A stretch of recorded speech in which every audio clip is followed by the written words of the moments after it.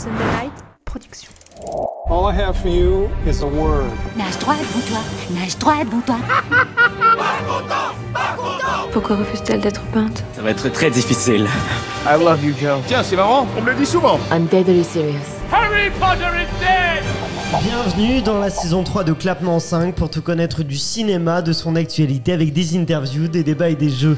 Je m'appelle Aurélien Rapatel et j'ai le plaisir de vous retrouver pour un nouvel épisode enregistré depuis The House of Running à Paris. Aujourd'hui, préparez-vous à un épisode explosif puisque nous allons révéler quels sont les 3 meilleurs films du Marvel Cinematic Universe grâce à vos votes sur les réseaux sociaux. Nous commenterons votre classement et vous dévoilerons des anecdotes et infos que vous ne connaissez pas.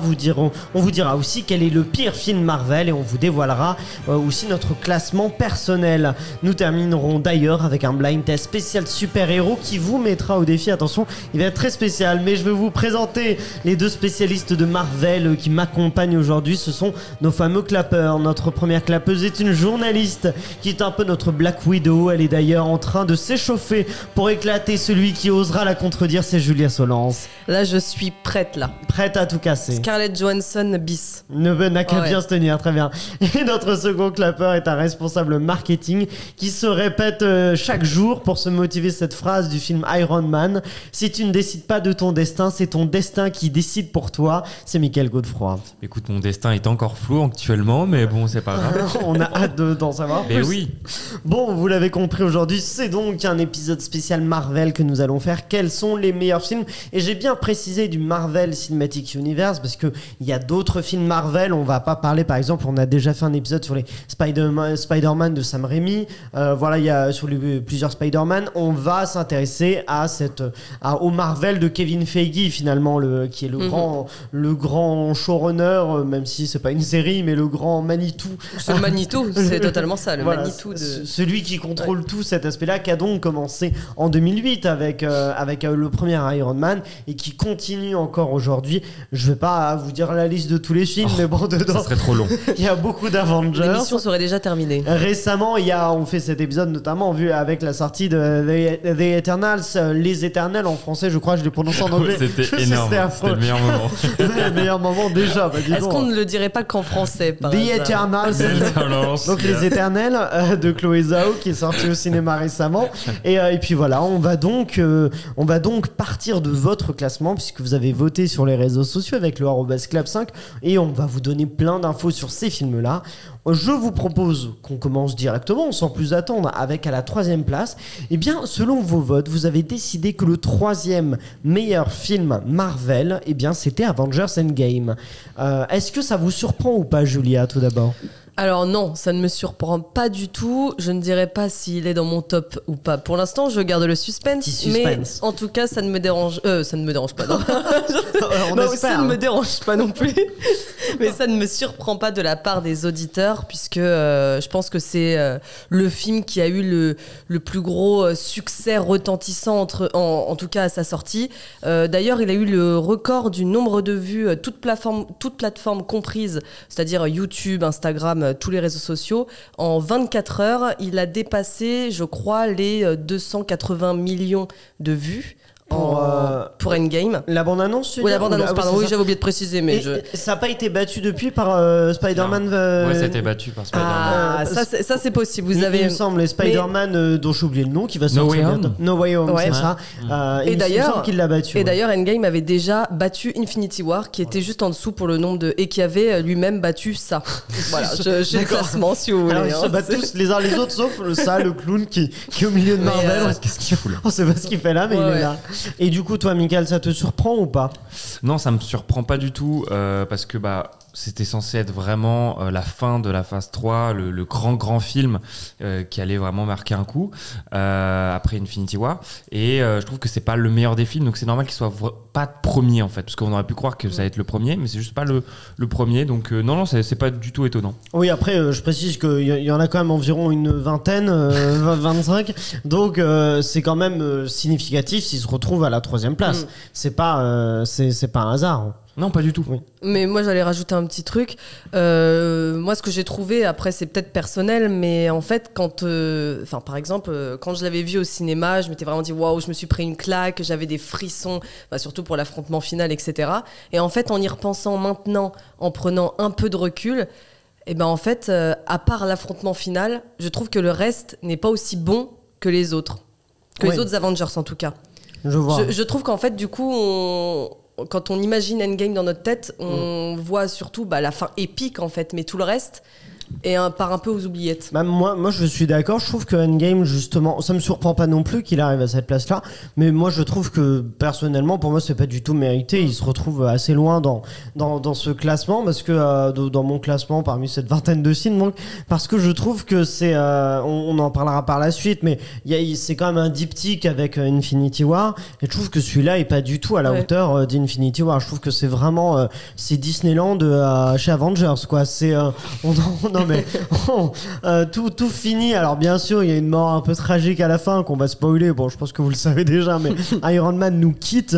Mais je veux dire, c'est la seule prise de risque, je trouve, d'Avengers Endgame. Et moi, c'est ce que je reproche à ce film-là, c'est d'avoir pris aucun risque. C'est un film, c'est-à-dire consensuel, assez navrant, qui c'est sympathique. C'est un peu du fan service, mais après moi, je veux rien contre il y a des gens qui aiment pas ça. Moi, ça me dérange pas. Le fait qu'il retourne dans le passé, qu'on revoit Avengers 1, je trouve je trouve ça bien. C'est joli, c'est sympathique, c'est ce qu'a lancé Avengers, donc je trouve ça sympathique. Mais par contre, je trouve que il y a tellement d'enjeux et que tout se résout très facilement et que voilà, bon, il y a une séquence finale, effectivement, la bataille finale, moi je la trouve pas à la hauteur de ce qu'elle pourrait être. En même temps, il y a tellement de super-héros que c'est compliqué à gérer. Mais bon, ça va être pire par la suite, parce qu'en soi, ils nous ont juste enlevé Iron Man, mais il y en a beaucoup plus qui arrivent. Déjà, les Éternels, ils sont 5. J'ai vu le film, alors j'ai un petit peu. Ils sont assez nombreux. Oui, c'est ça, ils sont genre 4 ou 5. Donc déjà en un film on en rajoute 5 en plus. Et en plus je trouve que il y a cette séquence qui est où toutes les femmes d'Avengers se réunissent ensemble, tout ça. Mais c'est un peu cliché ça. C'est ça, c'est cliché. Moi limite il y avait Beyoncé qui chantait derrière, quoi. C'est ça. Non mais moi je suis je suis vraiment à fond justement pour mettre des femmes super-héroïnes en avant, parce qu'il y a quasiment que des hommes dans Avengers. Mais je trouve que là ça fait tellement faux. J'ai envie de dire, Marvel c'est bien pour l'image que vous donnez aux jeunes, mais juste contentez-vous de faire des bons films avec des femmes super-héroïnes et ce sera très bien. Black Widow, finalement, c'est le cas. J'ai vu le film, je trouve que il est pas incroyable, mais je trouve qu'il est plutôt réussi. Il est c'est ça, mais il est plus honnête. En tout cas, je trouve que dans la démarche féministe, il est plus honnête que cette bataille finale que je trouve assez navrante. Je sais pas ce que t'en penses, Mickaël. Moi, il y a plusieurs choses. Déjà, il y a le côté retour dans le passé. Vous avez dit que c'était sympa, mais c'est beaucoup trop long. Le film, alors c'est peut-être sympathique, il dure 2h30. 3h02. Ah bah super. Endgame. 3 heures d'eau, génial. C'est pire. Non mais ça dure une plombe et en fait déjà juste pour mettre le plan en place d'aller dans le futur, d'aller dans le passé, ça prend une plombe, c'est long, c'est très long. Il y en a qui ont aimé ce côté un petit peu humain. Alors c'est vrai que la scène les scènes post-apocalyptiques avec Captain, c'est pas mal et tout ça. Mais c'est trop long et effectivement la bataille finale, alors moi je trouve qu'esthétiquement c'est quand même assez moche ce qu'on voit à l'écran. Oui, c'est quand même super laid. Non mais c'est quand même très laid. Enfin c'est dommage que ça soit aussi laid.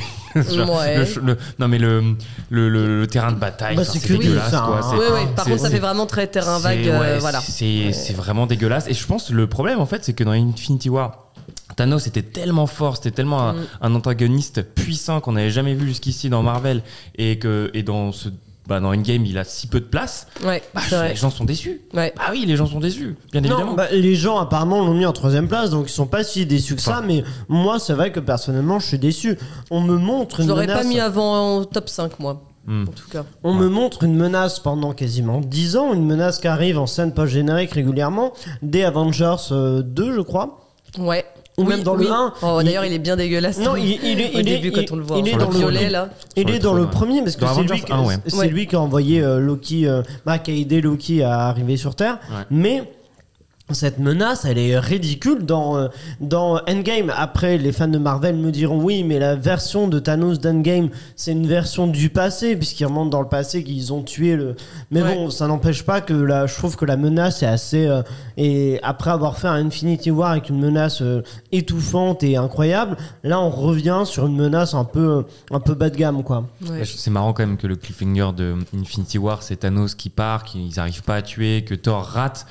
Et début de Endgame, en 20 minutes c'est plié. Ouais, c'est ça. Alors pourquoi ça, c'est plus ou moins une prise de risque quand même de faire ça. Ah oui, c'est une prise de risque. Ah oui, ça faut le reconnaître. Mais justement, c'est une prise de risque qui va mener à, je trouve, le fait que la suite soit en deçà, quoi. Et qu'on revienne en fait. Endgame, je trouve que c'est un film de super-héros classique, alors que Infinity War quand même montait un peu et bien plus poussé, quelques échelons. Pour vous, c'est quoi votre troisième? Oui, vas-y, Mickaël. D'ailleurs, quand même, il faut bien dire que Endgame est le deuxième film le plus cher de l'histoire, donc il y avait quand même une petite pression sur ce film-là, mais ça n'engage pas de la qualité, voilà. Oui, bah oui, non. Et d'ailleurs, au box-office, au box-office mondial, ils ont remporté, en budget, justement, vous m'avez compris, au box-office, 2 milliards 700 millions 98 000. Et c'est très drôle parce qu'il y a parce qu'en fait, au moment où il a plus rapporté qu'Infinity War. Et peu après sa sortie, Endgame, ça a été le film qui a le plus rapporté de l'histoire du cinéma. Je dis bien rapporté parce qu'après il y a des questions d'inflation du coup sur la rentabilité, c'est un peu différent, mais c'est celui qui a le plus rapporté. Sauf que ils ont ressorti Avatar il y a quelques mois, je sais plus, c'est en Asie, je sais plus quel pays exactement. Ça a remonté dans le classement. Et du coup, en fait, Avatar est repassé premier alors qu'il avait été rattrapé par Endgame. Donc ça se joue de très peu la première place du film qui a rapporté le plus entre Avengers Endgame et Avatar. Vous, quels sont vos troisième meilleurs films Marvel, Julia? Moi, je suis un petit peu retournée aux bases. J'ai choisi Iron Man, le tout premier. Le premier? Ah, d'accord. Ouais. En fait, je trouve que du coup, ça marque le début d'une ère. Et Robert Downey Jr. était fait pour ce rôle, quoi. Enfin, moi, je sais pas, c'est un choix personnel aussi, mais j'ai trouvé qu'il était vraiment bon. Et en fait, ça monte, c'est le démarrage de tout. Donc, je trouve que c'est aussi symbolique. Et puis, d'ailleurs, j'avais vu dans une interview que Robert Downey Jr. s'était donné à fond pour préparer le casting. Il voulait avoir ce rôle parce que, avant, il a eu une très longue période du désert, on le sait. Traversée du désert, une période du désert. Bon, c'est sympa aussi. Je change des petites expressions. En fait, la dernière fois qu'il s'était fait vraiment remarquer, c'était dans Chaplin, en 92, donc ça remonte quand même. Et il avait dit dans une interview, je le cite, « Aucun acteur postulant pour le film n'aurait pu être plus préparé que moi. Pourquoi ? Parce qu'ils ne sont pas assez dingues. Pour trouver un comédien plus préparé, il aurait fallu qu'ils aillent le chercher dans un hôpital psychiatrique. » Ah oui, d'accord. Donc, donc je crois qu'il était chaud pour le rôle. D'accord, ok, c'est intéressant. Et toi, Mickaël, c'est quoi ton... La même chose. Ah ouais, j'ai regardé exactement, j'ai regardé tous les films. Et je me suis dit que, comme toi, effectivement, c'est le commencement de tout. C'est quand même celui aussi, s'il est raté, c'est fini. Faut le savoir que si ce film-là est raté, parce que Hulk fait partie de ce MCU-là, mais c'est quand même Iron Man qui commence vraiment cette ère-là. Et c'est vrai que si c'est raté, compliqué derrière. Mais je trouve qu'en plus, c'est réussi, mais de manière simple. Tu vois ce que je veux dire? C'est très simple. C'est que c'est très simple, mais c'est bien réussi de manière simple. Et je trouve que c'est beau, en fait. Moi, je suis pas un grand fan du premier Iron Man. Je trouve que je sais pas, je le trouve un peu kitsch, un peu Donc tu préfères, vieux. par exemple, le 2 et le 3? Non plus. En fait, je suis pas du tout fan d'Iron Man. Très bien. La fin d'Endgame, je m'en foutais. Il est mort, tant pis. C'est un personnage que je trouve assez agaçant, que j'aime pas trop. D'ailleurs, c'est très intéressant sur le personnage d'Iron Man. C'est dans Iron Man 2 où il y a des répliques qui sont sexistes du personnage de Robert Downey Jr. Et la productrice du MCU, je sais plus quel est son nom exactement, mais s'est excusée il y a pas longtemps justement en disant qu'elle aussi elle avait été embêtée par ces paroles-là dans le film. Et que pas trop le choix, qui se sont dit que aujourd'hui il redirait pas les mêmes choses. Je sais plus, en gros il dit que ça le dérangerait pas, je sais plus, on va pas les ressortir les paroles, mais effectivement c'est des paroles plutôt sexistes à l'encontre de Black Widow évidemment.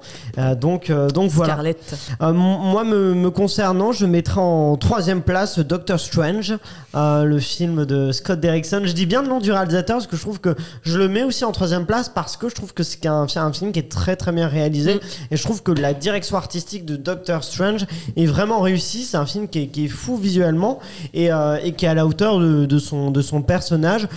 Narrativement c'est assez classique, donc c'est sympa, donc en fait ça fait le taf, mais c'est plutôt la performance aussi de Benedict Cumberbatch, mais voilà, c'est aussi la réalisation de Scott Derrickson qui, pour le rappeler juste, c'est un réalisateur de films d'horreur. Scott Derrickson, celui qui a fait Sinister, c'est celui qui a fait aussi l'exorcisme d'Emily Rose et voilà, donc moi je le mettrai en troisième place.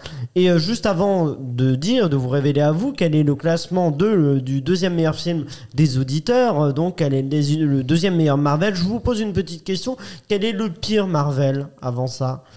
pour vous, Il y en a Michael? quand même qui sont à égalité. Ça a été difficile de choisir. Hein. Parce qu'il y en a J'ai hésité beaucoup. entre plusieurs. Bah, pas beaucoup, mais voilà, c'est difficile. Alors, Vas-y, Michael, tu en T'avais envie de le dire là. Non, il y en a plusieurs, mais je dirais Ant-Man et la guêpe. Ah ouais, j'ai hésité avec lui. Ah non, moi je suis pas du tout d'accord. Mais après, je sais qu'il y avait Ant-Man, Venom qui est j'aime sorti. beaucoup. Je sais Mais qu'il y avait Venom Ant-Man qui et est la sorti. guêpe, hein, donc c'est le. Ah oui, mais le 2 aussi. Oh là moi, là. je suis Ouais. bon client. Il est moins bien, je suis d'accord, mais. Alors, il aime pas Iron Man, mais il aime Ant-Man et la guêpe. Je sais pas si on va. Moi, je pense que les vrais fans de Marvel vont pas beaucoup m'apprécier. Je suis pas un. Mais je trouve que non, je trouve que pour le coup, le personnage d'Ant-Man est drôle, Par contre, divertissant. oui, le personnage. Le personnage est drôle. Ouais, et du coup, les films, je trouve qu'ils Ouais, sont il est- sympas. Rien. Je me rappelle très bien parce que c'était vraiment en sortie d'été, quelques mois avant. Enfin, il y a eu Captain Marvel après et Ouais. après Endgame. Oui, c'est ça. Donc, et c'est vrai que je me suis dit, mais vraiment, c'est le pire scénario. Il y a rien. On il s'en est pas fout. mémorable, Mais il est drôle. en fait. Hein. Il est drôle. Bah, C'est mais vrai que tu comme je l'oublies. dis, il est super drôle. Enfin, le personnage est bien. Après, moi, je me suis pas non plus marré de fou tout le long. Mais c'est juste que effectivement, t'es là. Non. Enfin, c'était pas nécessaire. Et ça vraiment, c'est vraiment là pour juste enclencher en Endgame. Bon, Et c'est ça pour toi aussi, c'est chiant, Julien? quoi. du Moi, coup je suis un peu d'accord, mais c'était pas mon, Alors, mon choix, mais j'ai hésité avec Ant-Man et la Quel est guêpe. ton Donc c'est choix pour ça que je suis d'accord avec Michael. Mais finalement, j'ai choisi Thor, le monde des ténèbres. Alors je pense Le que deux. je te rejoins là-dessus, hein, parce que Thor, Et le monde ouais. des ténèbres, c'est une belle tanasse C'est quand même. Hein. ouais, c'est qu'en fait, j'adore le personnage de Thor, j'adore le personnage, le comics en lui-même. Mais vraiment, le premier, c'était déjà un peu mieux, mais le 2, c'est pas possible, quoi. C'est-à-dire que je crois que, je l'avais vu au cinéma, et je crois que 2 semaines après, je m'en souvenais déjà plus. En règle générale, quand tu te souviens plus d'un film, c'est mauvais signe quand même. Hein. Il C'est est que- très mal réalisé, Ah ouais. il est pas beau du tout. Et d'ailleurs, récemment, il y en a qui disent que justement, Eternals, les Éternels, pourraient avoir volé la place de pire film Marvel Ah ouais.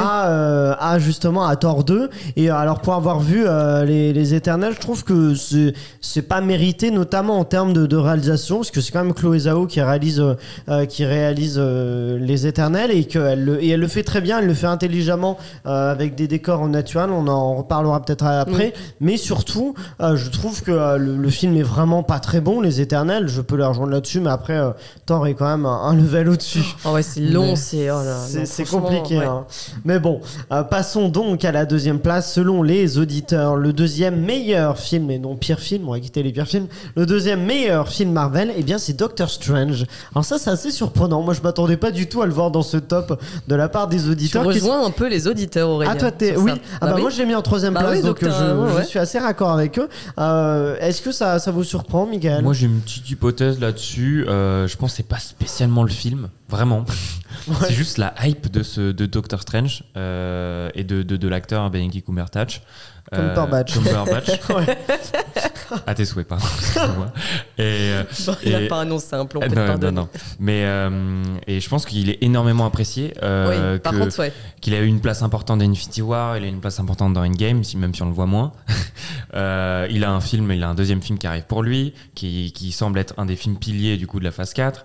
Donc je pense qu'il y a un vrai amour pour ce personnage plus que le film. Je veux dire. Moi je suis pas d'accord parce que le personnage de Benedict Cumberbatch, je trouve que justement il est moins apprécié que celui d'Iron Man. Donc si ça se Ouais, mais base moi, sur le pour moi, il personnage, pas le remplaçant. est pas loin. Pour C'est moi, pas il le est pas loin. remplaçant. Je crois que vraiment, il est beaucoup aimé. Hein.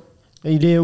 Tu disais quoi, Michael? Bah, je disais, c'est pas. Je pense honnêtement que c'est le remplaçant entre guillemets Oui, mais ça numériquement veut rien dire. parlant. Mais pourquoi les gens préféraient le remplaçant à l'original du coup? Non mais je dis pas. Enfin en fait, pour moi, il y a pas de. Si on aime Iron Man, on peut pas aimer Doctor Strange ou vice versa. Oui, je dis bien juste sûr. qu'avec le départ d'Iron Man, c'est vrai qu'il y a une place énorme et surtout Captain aussi. Mais ce Enfin, serait pour potentiellement. ça que les gens le mettraient en deuxième place du coup? Je pense qu'il a marqué certes avec son film, mais qu'aujourd'hui c'est entre guillemets vraiment un des membres très importants. Il est dans Spider-Man le prochain. Enfin, il est partout. Il a vraiment remplacé numériquement qu'Iron Man parce que dans le premier Spider-Man Homecoming c'est Iron Man et là c'est Doctor Strange, j'en suis là. Donc voilà, je pense qu'il est très en vue et c'est peut-être comme ça les gens. Julia, toi? Même, je pense, au niveau des autres personnages, Tilda Swinton fait très très bien le boulot.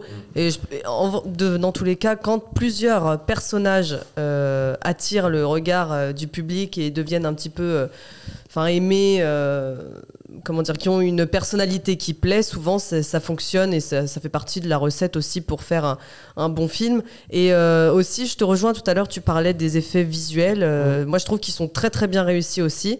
Et d'ailleurs, Scott Derrickson avait dit dans une interview que pour lui, il n'aurait pas pu faire le film plus tôt parce qu'en fait, il fallait se servir vraiment de la technologie actuelle pour pouvoir faire les effets visuels qu'on voit dans le film. Bah oui, il n'aurait pas pu le faire quelques années plus tôt. Franchement, moi, je trouve que c'est très très propre. Ouais. Mais c'est un univers qui est assez fou. Mais d'ailleurs, Scott Derrickson devait revenir pour la suite de Doctor Strange, le deuxième Doctor Strange and the Multiverse of Madness. Et finalement, non, à cause de problèmes divergence, notamment parce que je crois que je me demande s'il n'était pas question que Scott Derrickson voulait aller plus dans l'horreur, ce qui sont du coup un peu de là où il vient, puisque le deuxième Doctor Strange sera un peu plus dans cette pente-là, mais Marvel voulait un peu ne pas que ce soit trop horrifique non plus.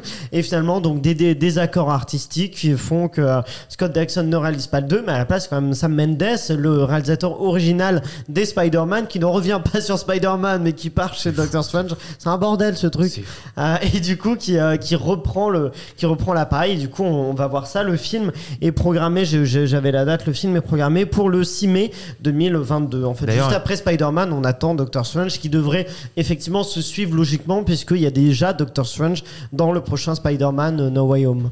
Oui, tu voulais dire quoi? Oui, d'ailleurs, alors il y a très très peu d'infos sur ce film, mais entre guillemets l'info principale c'est qu'il y aura WandaVision dedans. Dans Doctor Strange. Dans Doctor Strange, et bien sûr il y aura, pour ceux qui ont aimé la série, il y aura une belle continuité donc dans ce film là. C'est ça en fait. Moi je pense que lui il va marcher aussi en diptyque. Je parlais du diptyque Infinity War Endgame, j'aime bien le mot, mais non, mais là je pense qu'il va y avoir un diptyque Spider-Man No Way Home et Doctor Strange and the Multiverse of Madness, puisque on croit comprendre que dans les phases à venir le principe de multiverse va apparaître grandement. Vous, quels sont vos choix en deuxième place, Julia?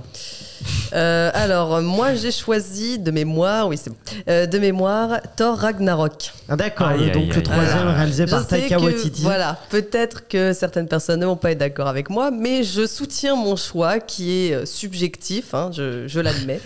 Mais j'adore. Non, franchement, j'adore. Pour moi, l'univers délirant du film qui change en fait des autres Marvel, je le trouve différent, et j'ai trouvé vraiment que ça a été une bouffée d'air frais. Enfin, quand je l'ai vu, vraiment, j'ai trouvé ça... et en fait, c'était le but d'ailleurs de Waititi, hein, c'était de faire un film un petit peu différent des autres, qui vraiment se démarque. Et lui, je crois qu'il s'en fichait un peu de suivre les règles de Marvel. Il voulait juste faire comme il disait dans une interview, son buddy movie. C'était en fait tout ce qui l'importait, mais je trouve que c'est très bien réussi. D'accord, ok. Là, je vais peut-être me faire des ennemis sur ce plateau. Alors non, mais c'est effectivement, c'est un Thor 3 qui divise les gens. Déjà, il y a les fans. Alors les fans, une communauté très très très active. Hein. Les fans de Taika Waititi, j'en connais plusieurs qui sont je l'adore. J'adore ce réalisateur. Moi, je suis un peu, j'ai pas le même avis que toi parce que je dirais que c'était un peu la fin de Thor et Hulk qui sont dans ce film-là, parce que derrière ce film-là, donc c'était un peu le début de l'autodérision de ces personnages, mais on parle quand même de personnages, on va parler après d'autres Avengers, mais qui sont épiques de fou. Et c'est vrai que c'est un peu le début de la fin pour eux, parce que comme vous le savez, dans Endgame, quand même Thor devient alcoolique avec le gros ventre, et puis Hulk devient un scientifique chelou. Et ça a commencé à ce film-là, quoi. C'est parti là-dessus, et moi qui suis fan des deux personnages, ça m'a un peu énervé, et voilà. Je suis pas d'accord avec toi, parce qu'il faut pas oublier quand même que c'est dans Thor Ragnarok que Thor se révèle et comprend qu'il peut aussi utiliser ses pouvoirs sans son célèbre marteau. Oui, oui, mais alors je suis d'accord, mais c'est là où il y a eu vraiment beaucoup d'humour. Oui, ça rajoute en fait, c'est un film qui a rajouté l'humour de Taika Waititi, qui est très justement. Mais déjà, ce qui est quelque chose que moi je reproche beaucoup à Marvel, c'est le fait de vouloir. Alors, je prends une métaphore culinaire. Préparez-vous. Très bien. On aime bien le beurre. Et ben voilà, Marvel, ils arrêtent pas. Ils utilisent l'humour comme du beurre. Ils en foutent partout comme ça. Dans tous les cas, ça du beurre de micelle. Ouais, j'espère aussi. Dans tous les cas, ça passe bien, et voilà. Et je trouve que c'est ce qui manque. Et alors, Thor Ragnarok. Effectivement, je le trouve intéressant, mais je trouve que c'est vrai qu'il va encore plus loin dans cette vanne toutes les 2 secondes. Il se prend jamais au sérieux. Et en fait, moi j'ai un peu de mal des fois à prendre au sérieux ces films-là qui eux-mêmes ne se prennent pas au sérieux. Mais après, on parlait de bons réalisateurs. Justement, je vous posais la question de quel est le meilleur réalisateur. Mais juste avant ça, Taika Waititi, c'est quand il fait quand même de très belles images. Dans Thor 3, il y a des beaux plans qui pour moi sont un peu quasiment des films d'animation parce que c'est tellement d'effets spéciaux, il y a des ralentis qui sont magnifiques, c'est assumé, c'est assumé de sa part. Vraiment dans du numérique en puissance, mais c'est joli. Et vous avez pas aimé Cate Blanchett? Oh là là. Oh mais dis donc, moi, on n'est pas du pire méchant. Mais c'est vrai. Ah là là, elle elle se regarde pas du tout du même avis, se regarde jouer, elle est too much, elle est dans la surenchère. Enfin, ce film c'est de la surenchère de base. Pour moi c'était pas pour moi c'était de manière non mais c'est voulu. Oui, mais quand voulu, c'est la déesse de la mort et que en fait c'est un clip. Le film est un clip de base, mais quand elle fait hop et non, c'est terrible, il y a rien qui va. On va laisser choisir les auditeurs s'ils sont team Julia ou team Michael. Vous pouvez nous dire ça en commentaire. Michael, toi dis-moi, quel est le film que tu mets en top 2? Top 2, ça me semblait logique, Avengers premier. Ah, le premier. Oh oui. Qui est à la sortie, vous avez tendance à l'oublier, mais qui faisait partie, qui était vraiment la référence. C'était une référence pure et dure, drôle, mais drôle bien, drôle pas trop lourd. Très bons effets spéciaux et surtout la grande difficulté de rassembler 10 personnages dans un même film et que ça soit cohérent. Moi je le trouve pas très bien. Le premier Avengers, je trouve. Tu préfères Ultron? Moi je préfère Ultron, mais tout le monde pareil. Je sens que les fans d'Avengers vont me détester. Les fans moi j'aime beaucoup Ultron, je l'ai beaucoup regardé. Parce qu'il est très, en plus il est très mal jugé Ultron. Les gens vraiment le critiquent fort, mais je trouve qu'en tout cas il y a une réflexion qui m'intéresse plus dans l'ère d'Ultron autour de justement la conscience humaine, de tout ça. Je trouve que le propos m'intéresse plus qu'à Avengers 1. Il y a pas de propos, c'est la réunion des gens, tout ça, mais je trouve que c'est un peu des gens. des gens qui ont des la réunion des gens. Il y a Loki qui fait partie des meilleurs antagonistes de la saga. Donc, moi je suis pas un grand fan de Loki non plus, donc ça n'aide pas. Je pense que là tu vas te démonter. Mais oui, je sais.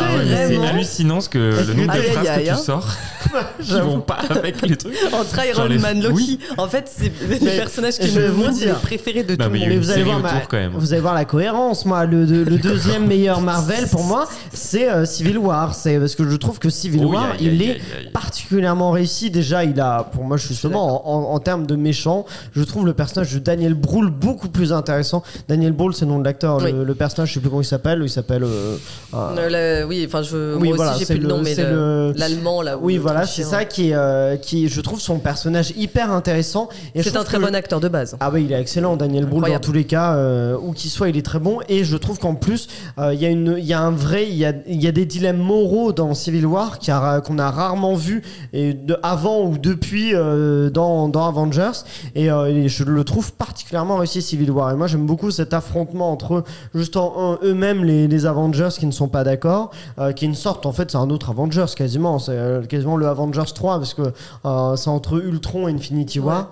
Et voilà, moi je trouve ça très très réussi Civil War et je le mets en deuxième place. Mais effectivement je pense qu'en fait on a tous notre feuille de lecture dans un Marvel, et c'est ce qui fait que moi je suis pas fan de la partie Iron Man, de la partie Loki, Avengers 1, mais par contre tout ce qui est plus Civil War, et on va le voir par la suite, tout ça m'intéresse plus. Mais d'abord, avant qu'on s'intéresse qu'on voit quel est le meilleur film Marvel selon vous, auditeurs, déjà quel est le meilleur réalisateur de Marvel? On l'a un peu abordé rapidement. Pour vous c'est qui?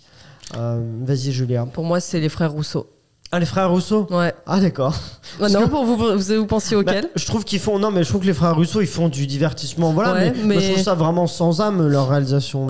Oh, c'est tellement dit de manière. Mais non, mais dans le sens, c'est plat. Y a pas je vois pas de vision de réalisateur. Je vois ce que tu veux dire, mais pour moi, en fait, c'est réussi à chaque fois. Enfin, pour moi, ils remplissent. Voilà, pour moi, ils remplissent les critères à remplir, quoi. Pour faire un bon Marvel. Oui, mais du coup, est-ce que c'est des bons réalisateurs? Quel est le meilleur réalisateur? Je disais pas forcément pour Marvel. Oui, je suis d'accord avec ce que tu veux dire, mais je reste sur. J'attends de voir votre avis, tiens. Moi, franchement, je m'étais dit au départ aucun. Je me suis jamais pris une claque. Après, oui, je sais ce que va dire Aurélien, mais comme j'ai dit, la difficulté de rassembler pour un premier film tous les super-héros dans Avengers 1, j'aurais dit Joss Whedon, mais pour la prouesse d'avoir fait ça à l'époque. Mais Josh Whedon en plus depuis il a quand même des sacrées casseroles au derrière. oui, mais je parle pas de ces casseroles. Oui, bien sûr, mais je dis le que nom m'a surpris. voilà. C'est beaucoup d'exécutifs à part effectivement.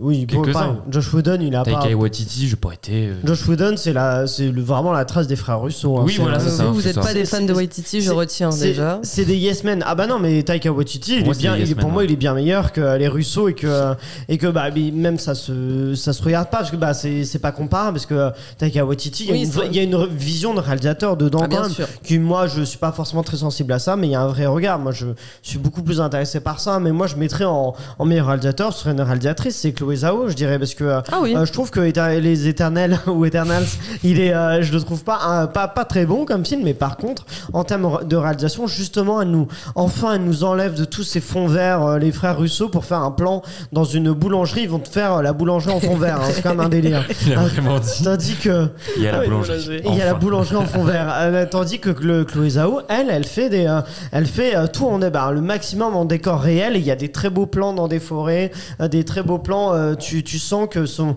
regard naturaliste, et sur un film de super-héros, c'est hyper intéressant.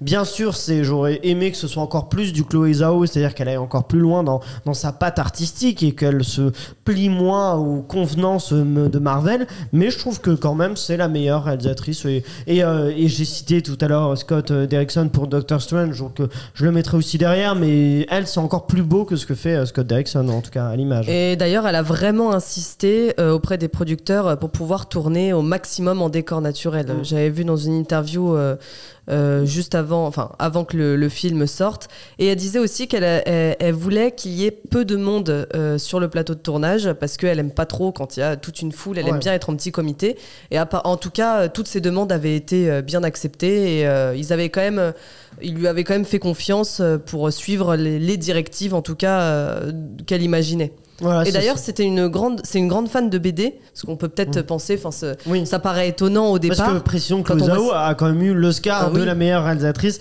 cette année pour son film Nomadland. Mais quand on voit sa filmographie, on se dit pas forcément qu'elle est fan de comics, mais elle est très fan de BD, et avant de devenir réalisatrice, elle rêvait de créer sa propre bande dessinée. Sauf qu'elle n'était pas assez forte en dessin, donc finalement ça ne s'est pas réalisé. Tant mieux pour le cinéma qu'elle soit devenue réalisatrice à la place. Allons-y directement pour quel est le meilleur Marvel selon les auditeurs. Eh bien, pour le coup, j'ai l'impression que c'est pas une énorme surprise, c'est Avengers Infinity War. Ça vous surprend ou pas quand même, malgré tout, Michael ? C'est un plaisir, ce film, à tous les étages. C'est jouissif, je tiens à le dire, c'est jouissif. C'est parfait de bout en bout. Alors pour le coup, il n'y a pas une scène de trop. L'humour est très bien. C'était dur quand même de ramener les Gardiens, de ramener Spider-Man, de ramener tout le monde, et de faire quand même à des endroits différents de l'univers, que ça se coordonne bien quand même. Ils sont dans 3 endroits vraiment à peu près dans l'univers pendant tout le film. C'est pas évident à mettre en place. C'est parfait. Thanos, c'est incroyable, c'est le meilleur héros Ah oui, d'accord, chacun son point de vue, écoute. Il est méchant. Le meilleur antagoniste du MCU. Donc voilà, je pense que c'était la meilleure introduction d'un antagoniste, donc 10 sur 10. Je suis totalement d'accord avec vous. Je pourrais le regarder 20 fois que je ne m'en lasserai pas. Donc non, vraiment. C'est aussi vos top 1, on peut le lire. Oui, on va spoiler. On va spoiler, c'est notre top 1. On est tous raccord. Et moi, je trouve aussi que en fait, c'est celui qui est le plus. Donc, on est dans du divertissement. Complet. Moi, au-delà de ça, c'est celui qui m'a le plus surpris, le plus audacieux. Et c'est pour ça aussi que je suis autant agacé par Avengers Endgame. C'est que après avoir eu tant d'audace avec Infinity War, tout c'est un soufflet qui s'essouffle avec Endgame, et Infinity War pourtant est quand même il y a une vraie, pour une fois j'ai envie de dire quasiment, il y a une vraie menace, on sent qu'il y a un danger, il y a des personnes qui meurent, il y a des héros qui meurent, tout ça, il se passe quelque chose, et j'ai l'impression que pour les frères Russo dont on parlait il y a un instant, ont bien mis en scène ce côté grand spectacle. Pour moi, les frères Russo, c'est un peu comme David Yates avec Harry Potter, c'est-à-dire que c'est pas des grands metteurs metteurs en scène de cinéma, c'est pas très artistique, mais ils savent faire du spectaculaire. Et je trouve que particulièrement avec Infinity War, on est dans du spectaculaire et on est inquiet. Mais bien fait. Oui, c'est pas ça. Dans le trop. Moi, c'est un des rares films Marvel où je ne sais pas ce qu'allait se passer à l'instant d'après. Alors que tous les autres, et même depuis, je suis un peu plus. Je sais à peu près où on va. Mais celui-là, effectivement, à n'importe quel moment, on pouvait perdre. On a perdu, effectivement, on a perdu Vision, on a perdu. La fin, quand même, est incroyable. Enfin, je veux dire, je pense que personne ne s'attendait à ça. Ça a vraiment été une claque. C'est le seul qui se termine mal, en fait. C'est le seul Marvel jusqu'ici qui se termine vraiment mal. Tous les autres, on s'en sort bien. Et celui-là, il se termine en cendres, j'ai envie de dire. Et c'est ça qui est très fort. Et ce qui fait aussi, d'ailleurs, la musique du film. La musique du film accompagne bien ce dernier volet. Pour vous, c'est quoi la recette d'un bon Marvel, rapidement? Qu'est-ce qui fait justement qu'on a un bon film Marvel, Julia? Je dirais d'abord des personnages qui marquent. Ouais, parce que souvent ça commence par ça. Enfin bon, pas pour toi Aurélien, mais Iron Man, Doctor Strange, tout ça, c'est des personnages qui ont marqué les spectateurs et qui sont un peu dans... Ça devient au fil des années des meilleurs amis, des oncles, enfin je sais pas comment dire, ça devient des gens de la famille, quoi. Oui, et donc déjà c'est très important et je trouve que les acteurs, en fait, tous ont eu un rôle qui leur allait parfaitement. Et puis le côté toujours, je pense que c'est ce qui fonctionne dans les films de super-héros, mais le côté espoir, le côté toujours, c'est un peu le schéma classique, mais le côté combattre le mal et qu'il y ait toujours de l'espoir, même malgré les difficultés, tout ça, je sais pas, c'est voilà. Sauf dans Infinity War. Sauf dans Infinity War, c'est le seul. Justement, c'est pour ça que je suis pas d'accord sur ce truc d'espoir, parce que je trouve que finalement c'est ça qui fait que... Oui, mais t'as toujours un beau message derrière, tu vois ce que je veux dire? Il y a toujours mais c'est ce qui fonctionne. Michael. Comme je l'ai dit, un antagoniste incroyable. Je crois que c'est ça. Parce que voilà, dans les DC, le meilleur DC, c'est là où il y a Joker, quoi. Et c'est une des meilleures performances. Oui, ça va. Voilà, mais. Et, c'est un antagoniste. Et rappelons ceux qui vont sortir. Donc le 17 décembre, Spider-Man No Way Home. Le 6 mai, Doctor Strange in the Multiverse of Madness. Le 8 juillet, Thor Love and Thunder.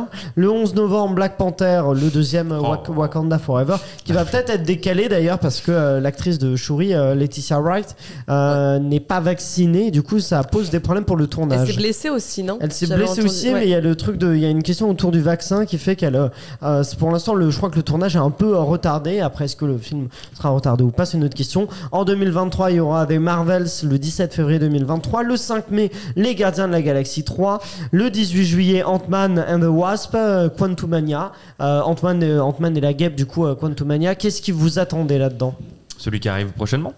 Spider-Man, oui, donc c'est Spider-Man. No Way Home. Parce que de toute façon c'est ce que attend tout le monde au final, comme oui, on a dit. Moi je pense que c'est celui que j'attends aussi le plus. C'est la bande-annonce qui a explosé. Et aussi parce que j'aime beaucoup Tom Holland, donc je veux bien le retrouver. Ils font quand même monter la sauce d'une très bonne manière, le market. Oui, c'est qu'ils le font très très bien. Et puis les photos leakées, je vous annonce, c'est fait exprès. Faut savoir que personne lèche. Lèche. Wow. Oh là. Le dérapage. Alors personne lèche quoi? Personne ne lèche personne. Non, personne lâche comme ça c'est vraiment fait exprès. Et surtout, il y a eu des problèmes avec Tom Holland à une époque. Là, maintenant, ils en jouent. Ils en jouent. Ils font des vidéos où il fait semblant alors que c'est faux. Donc vraiment, ils en jouent à fond et les gens deviennent fous. Ils sont complètement fous, les gens. Ils sont très bons niveau marketing. Toi, c'est ta spécialité, Michael. Tu peux nous dévoiler le boss, les secrets du marketing. Non, mais c'est très, très, très bien contrôlé. Et l'affiche, la bande-annonce, elle dure quand même 2 minutes 30. C'est vraiment une bande-annonce qui n'en finit pas. Ouais, et on sait rien de la bande-annonce. On sait rien de la bande-annonce. Donc ils sont très forts. L'affiche qui vient de sortir la semaine dernière, on voit pas grand-chose dessus. Donc on voit des antagonistes. Oui, on voit les antagonistes. D'ailleurs, l'homme sable qu'on n'attendait pas forcément, mais qui donc devrait revenir a priori, qui est dans l'affiche. Le bouffon vert peut-être, donc incarné par Willem Dafoe. Alfred Molina, ça s'est confirmé dans le rôle, qui revient dans le rôle du Docteur Octopus. Jamie Foxx confirmé aussi dans le rôle d'Electro. Donc il y a plusieurs. Pour les fans quand même, alors pour ceux qui connaissent vraiment, donc ce film finalement ça sera avec les Sinister Six, donc qui est vraiment c'est les grands méchants de la BD Sinister Six, et donc il y a un peu une petite chasse au 6e parce que je ne sais pas qui c'est. On ne sait pas. Il y a les 5 donc qui sont présents, donc alors, ceux qui normalement le savent pas trop, mais il y a Venom, Electro, le bouffon vert. Mais Venom il sera pas dans ce Spider-Man là, après pas le Venom de Tom Hardy en tout cas. Et Peut-être. sûrement, ouais. Enfin, c'est même. On ne sait pas. C'est possible. Oui, Ah. je veux pas trop spoiler, mais oui, ça a été. Oh, non. Bah, voilà, il sera dedans, mais il en manque quand même un. Il l'a Donc, appelé directement, Michael, avant l'émission. Ah, je ne veux pas trop spoiler, mais dans la scène post-générique de Venom 2. c'est annoncé. Ah, d'accord. Aïe, ok. aïe, aïe. Moi, C'est j'ai annoncé, trouvé le voilà. film tellement affreux que je suis pas resté jusqu'au bout. C'est affreux ce film. Non, je suis pas barré. Il est parti avant. Non, je me suis barré au moment du générique de fin, mais j'ai vraiment couru pour fuir l'un des pires films depuis 10 dernières années, peut-être. Mais Une voilà. catastrophe nucléaire, Venom 2. Tom très bien. Hardy, bon, le film est sorti depuis un petit moment, mais Tom Hardy en fait arrive dans la dimension de Spider-Man et il voit à la télé Peter Parker, Tom Ah Holland. bon Il fait tout ça et Ah. donc il sera dedans, mais il en manque quand même Mais un. pourquoi il sera méchant, il est gentil dans Venom? Rien n'est cohérent. Rien n'est cohérent Bon, après, là-dedans. de base dans les comics, c'est méchant. Hein. Mettons-nous, je vous propose qu'on se mette au défi justement avec un blind test spécial super-héros. Attention, ça va être des musiques cultes qu'on a entendues dans des films de super-héros, remixées comme ça, on s'amuse un petit peu, on complique un peu la chose, mais on va surtout vous faire remporter des places pour le film Orange Sanguine qui sort mercredi au cinéma grâce à Joker's Film. Et justement, je vous propose, Julia et Mickaël, de tirer au sort des personnes qui ont participé. Allez-y. Capucine Lucidam.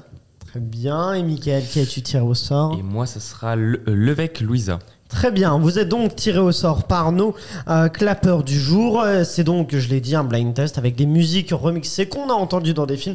Vous allez très vite comprendre dans des films de super-héros. Attention, super-héros, je n'ai pas dit Marvel, on va s'ouvrir quand même à d'autres d'accord. super-héros. On commence directement avec celui-ci.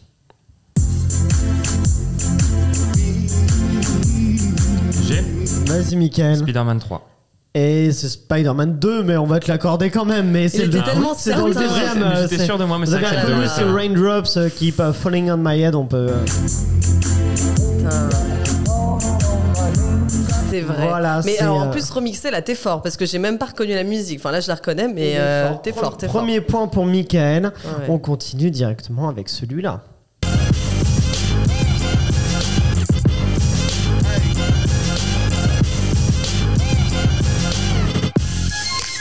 J'ai Mickaël. Les Indestructibles. Les Indestructibles, il est très fort. Bah oui, ce sont des super-héros aussi. Mais il nous a Les Le Indestructibles, remix, là, c'est évidemment. compliqué. Hein.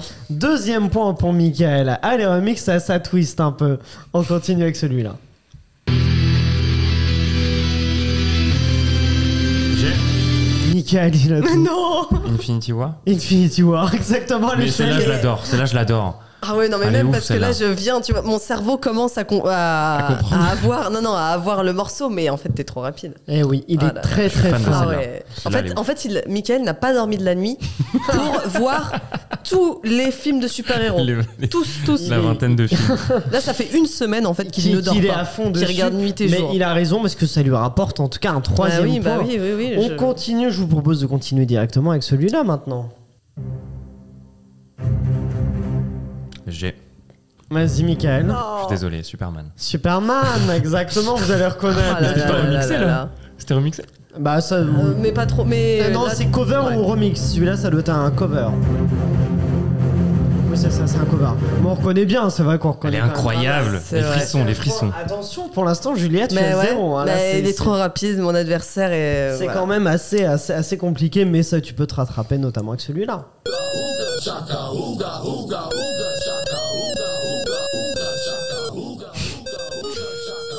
J'ai Vas-y. Black Panther. Non, c'est pas Black Non. Panther. Ça, c'est. Je Non, sais non. pas, je reconnais pas. Ça déconcentre le remix.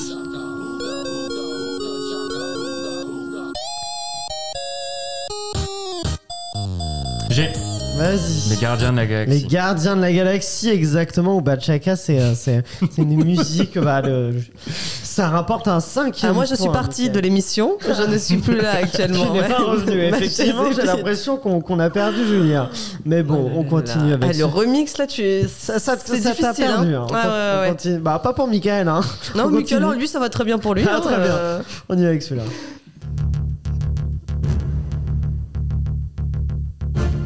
J'ai Vas-y, Julien. Batman. Dark Knight. Oui, exactement. Dark Knight, The Dark enfin, Knight. je voulais dire. The Dark Knight, c'est un premier point. On a Mon reconnu honneur est le sauf. thème. Ouais. On reconnaît un petit peu. Exactement, un premier point pour Julia sur The Dark Knight. Ce n'est pas fini, on continue avec ça. I hurt myself today to see if I still feel. Vas-y, Alors là, je vais dire au hasard, mais non. En fait, je crois qu'on a déjà dit en plus tout à l'heure le film Infinity War. Non, c'est pas Infinity War. Il n'y a pas de chanson. Bah ouais, Infinity War. mais je me suis dit, je sais pas, je me suis inventé. C'est une chanson qu'on entend dans un film. Focus on the pain. The only thing that's real. The needle. J'aime.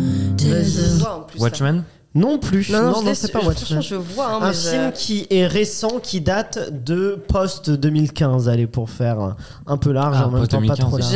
Vas-y. Wonder Woman? Non plus, c'est pas Wonder Woman. Non, vous voyez pas. Ah ouais. Un film, c'est un des meilleurs, je dirais, pour moi, en tout cas, film de super-héros. Oui, mais du coup.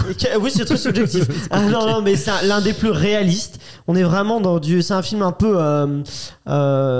J'ai pas le terme, mais c'est pas grave. Un peu.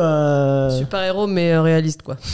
Oui, d'accord, mais qui est crépusculaire. Voilà, un film. Vas-y. Ouais, bah, du coup, Logan. exactement, ouais. exactement. Crépusculaire, c'était fini. Ouais. Crépusculaire, ça marchait. C'est la musique Hurt de Johnny Cash qu'on entend dedans et là qui est repris. mais c'est vrai, en plus, elle est trop belle. Super belle, ouais. Elle est jolie la reprise. Super belle, ouais. Oui, on va bien l'écouter en entier. Ah bah oui. Allez, ça rapporte un autre point, Mickaël. On les compte plus. On y va, on les compte plus. On y va avec celui-là.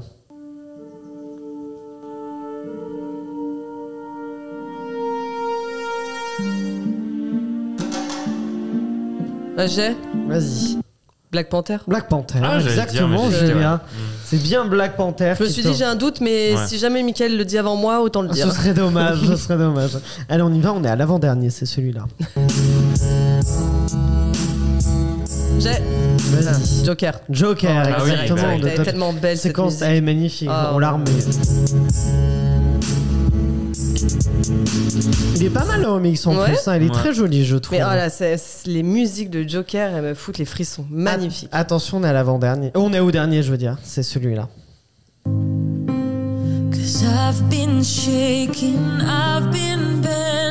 Oh la mince. J'ai mis pause. Je remets. I've been shaking, I've been bending backwards, still I'm broke. Watching all these dreams go up in smoke.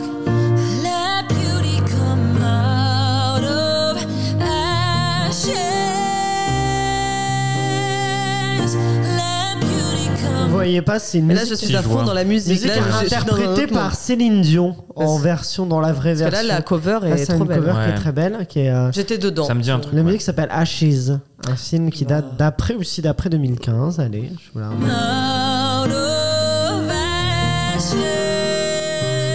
En plus, le titre. C'est le générique, de début d'un film. Je vois très bien, c'est le générique d'un début et Ashes en plus. Je vois. Je l'ai. C'est Batman contre Superman? Non, c'est pas ça. Non. Ah non, toi tu penses à Everybody Knows. Ah, peut-être.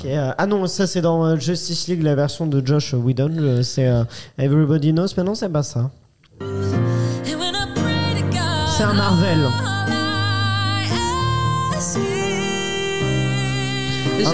Vas-y. Black Widow? Non, un Marvel qui n'était pas un Marvel qui était pas dans le Marvel Cinematic Universe. Et je dis au passé, puisqu'il pourrait le devenir. Même il va le devenir. Vous voyez pas? Ah bah c'est les Eternals. Non. Bah non, les Eternals. Mais non, c'est dans, c'est dans Marvel Cinematic Universe. Et je l'ai vraiment. Quand tu vas le dire, je vais dire, mais bien sûr, je vais vous le dire. Donne-moi notre indice et puis. Je sais pas, avec Josh Brolin. Ah bah tiens, justement. Bah attends. Josh Brolin, vous voyez pas? Bah c'est les Infinity Endgame, c'est Endgame. Non. On n'y arrive pas là, on n'y arrive pas. Il a joué un autre personnage chez Marvel, Josh Brolin, que Thanos. Et justement, ils font référence à Thanos.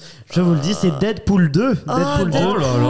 L'introduction de Deadpool 2. Effectivement, je vois la scène. Du générique, c'est Ashes où on voit Deadpool qui arrête pas de se faire d'ailleurs tirer dessus, qui saute. Et ils font des références. On pensait pas ce film-là. Oui, on pense pas que c'est un. Mais c'est vrai que du coup, il va rejoindre rejoindre. c'était En plus, mort. il va rejoindre Mais Marvel. c'est pour ça que t'avais très bien dit. Et Pas voilà, encore, mais. Il va le devenir. Bon, c'est Mickaël qui fait donc remporter. Vas-y, qui fait-tu remporter déjà? L'évêque Louisa. Bah écoutez, qu'est-ce que vous voulez que je vous dise? Eh bah, Joker's Film, en fait, il nous offre 10 places à offrir. Quoi? Donc toi, t'offres 2 places à Louisa. Vas-y, Julia, tu gagnes aussi. Du coup, qui fais-tu remporter, Julia? Moi, c'était Capucine Lucidam. C'est ça. Et allez, bah du coup, faut que j'en rajoute. Là, on est à 4, donc je vais tirer au sort, au hasard des gens. Eh bien, attendez, qui est-ce que je tire? Eh bien, je tire Beaujean 5873. Très bien. Cette personne-là. Je continue, puisqu'il nous aura, on a encore des places. Allons-y, mais nous, c'est Noël avant l'heure.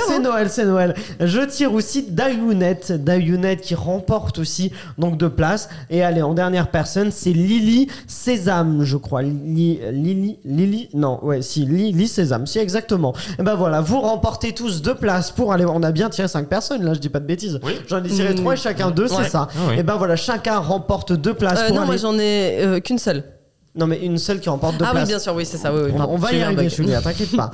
Donc, on fait, c'est grâce à Jokers, 10 places pour Orange Sanguine qui sort, je le rappelle, mercredi au cinéma. Merci à eux pour ces places-là. Et bah écoutez, merci à vous aussi, chers clappeurs, pour cet épisode. J'espère qu'on vous a appris des petites choses sur l'univers Marvel, sur les films qui vont venir et aussi sur le classement des gens, a priori, en tout cas, des gens qui ont voté sur nos concours. N'hésitez pas d'ailleurs à nous suivre sur les réseaux sociaux avec le @clap5. Et vous pouvez aussi vous abonner à cette chaîne YouTube Sunday Night Ciné-Série, activez la cloche pour découvrir ces épisodes. Merci à Pierre-Emmanuel et Guillaume de Sunday Night Productions et je vous donne rendez-vous lundi prochain pour un prochain épisode de Clapement 5 et d'ici là, eh bien, allez au cinéma.